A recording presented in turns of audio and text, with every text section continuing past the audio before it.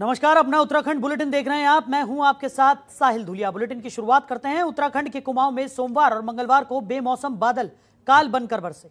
भूस्खलन, मकान ढहने, पानी में करंट लगने से अब तक 47 लोगों की मौत हो चुकी है, जबकि कई लोग लापता हैं। सीएम ने ऐलान किया है कि आपदा की वजह से जान गंवाने वालों के परिजनों को 4-4 लाख का मुआवजा दिया जाएगा। रिपोर्ट देखिए।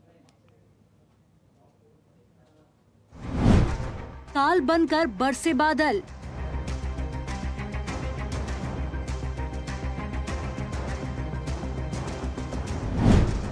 अब तक 47 लोगों की मौत।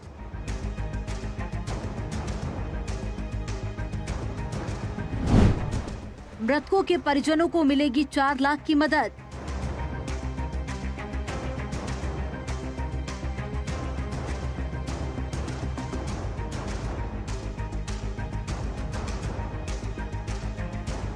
उत्तराखंड में बाढ़ और बारिश ने तबाही मचाकर रख दी है। राज्य में भयानक मंजर देखने को मिल रहा है। इस तबाही ने 2013 की उत्तराखंड त्रासदी की याद दिला दी है।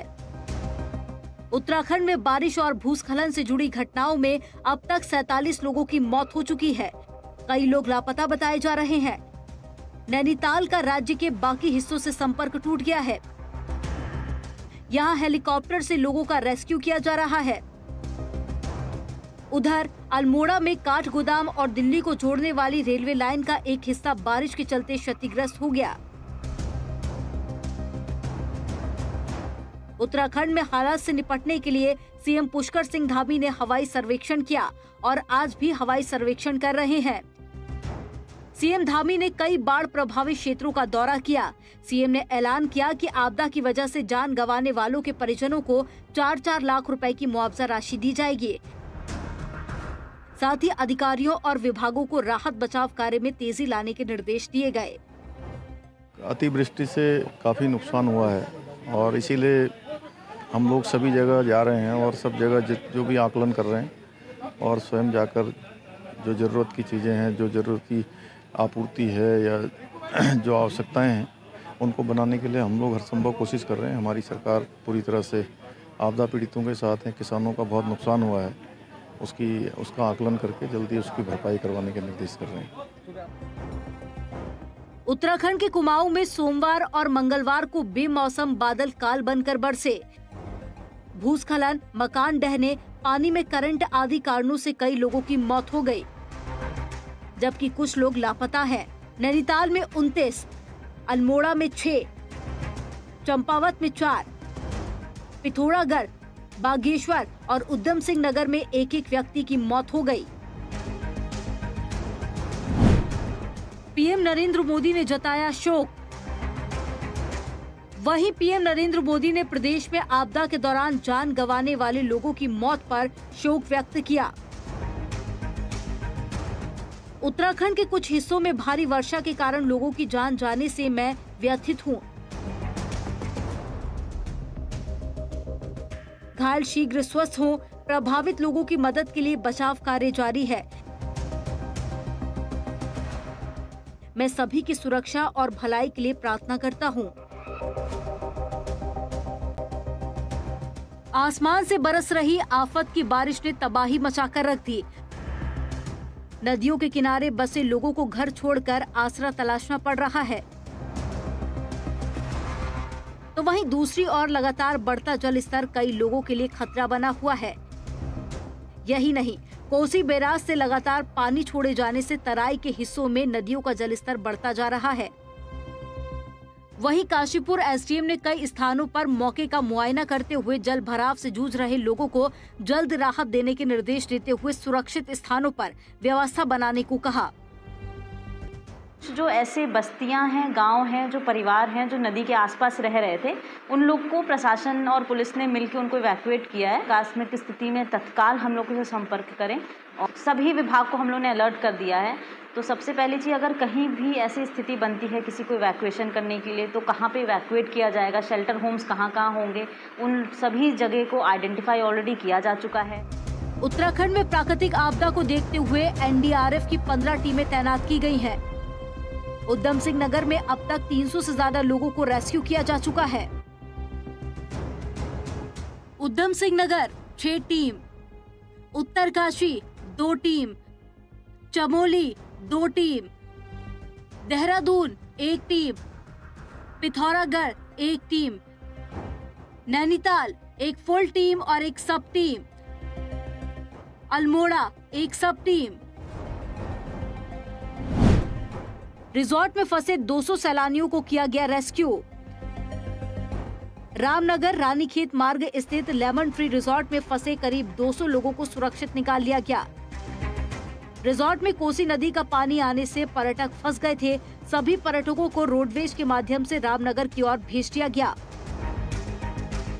ब्यूरो रिपोर्ट, जनतंत्र टीवी।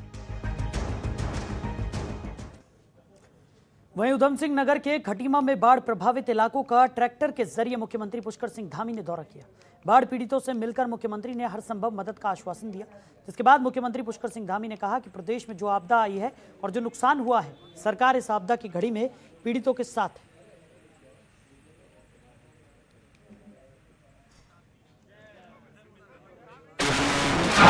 अतिवृष्टि हुई है, उससे बहुत नुकसान हो गया है। जगह जगह पर फसल बर्बाद हो गई है, लोगों के घरों में पानी घुस गया है, घर भी पशु हानि हुई है, जन हानि हुई है, बहुत लंबे समय पर किसानों की पूरी फसल बर्बाद हो गई है, पुल बह गए हैं, सड़क बह गई है, संपर्क मार्ग पूरे कट गए हैं संपर्क। तो भारी बारिश के चलते हल्द्वानी में आपदा को लेकर सरकार राहत और बचाव कार्यों में लगी हुई है। इस दौरान मीडिया से बात करते हुए मुख्यमंत्री पुष्कर सिंह धामी ने कहा कि आपदा से प्रदेश को हुए नुकसान का आकलन करने के लिए अधिकारियों को निर्देश दे दिए गए हैं। वहीं आपदा प्रबंधन मंत्री धन सिंह रावत ने कहा कि राहत और बचाव कार्य में एसडीआरएफ, एनडीआरएफ, अर्धसेना और सेना के जवान के साथ ही भारत सरकार द्वारा 3 हेलीकॉप्टर लगाए गए हैं, जिससे लोगों को निकाला जा सके।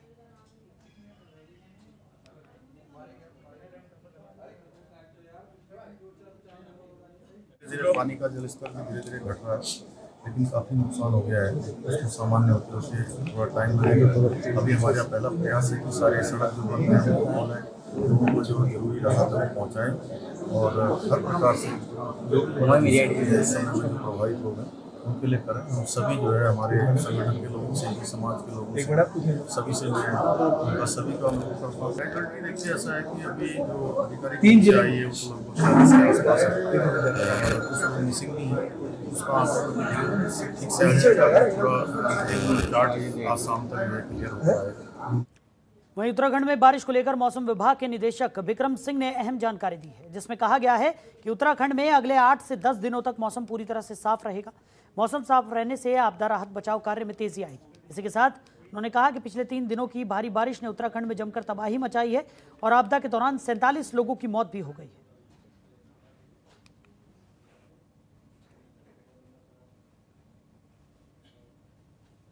से 10 दिन जो है कोई भी वेदर सिस्टम अब नहीं है, मौसम साफ रहेगा, दिन में धूप खिलेगी, सुबह शाम थोड़ा ठंडा रहेगा, उत्तर पश्चिमी हवाएं अब प्रिवेल करेंगी, तो थोड़े जो न्यूनतम तापमान है वो 2-3 डिग्री नीचे आ सकते हैं सामान्य से, तो वो चीज़ तो रहेगी। बाकी जो वेदर एक्टिविटी है अब 8 से 10 दिन कुछ भी अब नहीं है। तो जो लोग आना चाहते हैं उत्तराखंड रास्तों वगैरह को देख के पूछ के, तो वो बिल्कुल आ सकते हैं। खासकर गढ़वाल रीजन में तो कोई दिक्कतें नहीं है, पर हाँ ये कि कुमाऊं रीजन जो है वहाँ कहीं ना कहीं रास्ते बंद हैं और पानी की स्थिति भी काफ़ी बढ़ी हुई है वहाँ पर, तो वहाँ तो थोड़ी दिक्कतें होगी आवागमन में, तो वहाँ अवॉइड कर सकते हैं। लेकिन जो गढ़वाल रीजन है वहाँ ठीक है, स्थिति है, कोई भी दिक्कत वाली बात भी नहीं है। तो बीजेपी अध्यक्ष जेपी नड्डा ने बीजेपी प्रदेश अध्यक्ष मदन कौशिक से फोन पर बात करके राहत बचाव कार्यों का फीडबैक लिया। आपको बता दें कि बीजेपी संगठन के सभी कार्यक्रम 24 अक्टूबर तक स्थगित कर दिए गए हैं। वहीं बीजेपी अध्यक्ष ने तुरंत टीमों का गठन कर प्रभावित क्षेत्रों में पहुंचने के निर्देश दिए, जिससे जरूरतमंदों को जरूरी सामग्री समय पर पहुंच सके।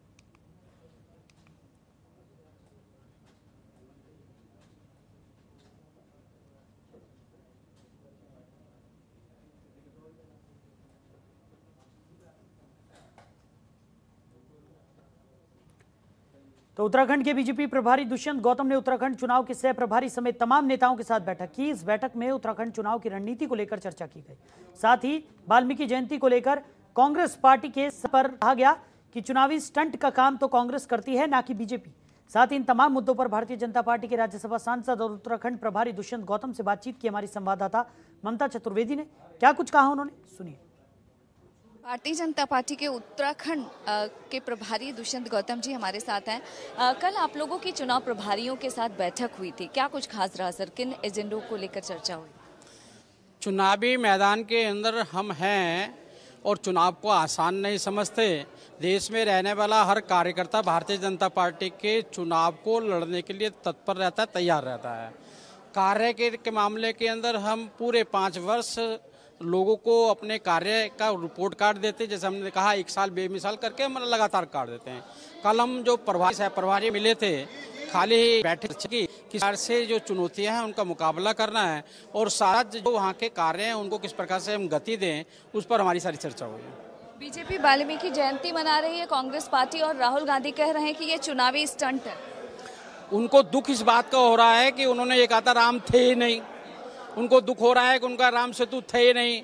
राम का अपमान करने का काम उन्होंने कहते हैं आत्मा के हुए हैं। जब इनकी इज्जत और सम्मान करते हैं तो उनको वोट बैंक दिखाई देता है। इस कारण से दुर्भाग्यपूर्ण ये कहते हैं लोग। आखिरी सवाल, प्रियंका गांधी लगातार ये कह रही हैं कि अब उत्तर का उत्थान होगा और इस पर 40% टिकट देने की बात कर रही। क्या आपको लगता है कि उनके दावों में सच्चाई है जो बयान दे रहे हैं? वो बताए कि जब महिला आरक्षण का बिल आया था पार्लियामेंट में, वो कहाँ थी? उनकी सरकार ने अपोज क्यों किया था?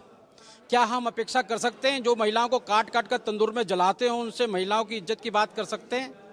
महिलाओं के साथ लगातार उनके शासन के अंदर बलात्कार हो रहा है, जान से मारा जा रहा है। और कल जहां पर वो प्रेस कर रही थी उसके अंदर भी एक महिला को उठा के बाहर फेंक दिया गया, तब उनकी जुबान क्यों नहीं खुली? ये महिला है, वो अबला महिला नहीं है, महिला प्रथम वाली महिला नहीं है, अग्रणी महिला है, ये उसका जवाब देना जानती हैं। वक्त देने के लिए शुक्रिया। कैमरा पर्सन कमल के साथ ममता चतुर्वेदी, जनतंत्र टीवी, दिल्ली। खबरों के निष्पक्ष विश्लेषण के लिए सब्सक्राइब करें Jantantra TV and press the bell icon. Never miss any update.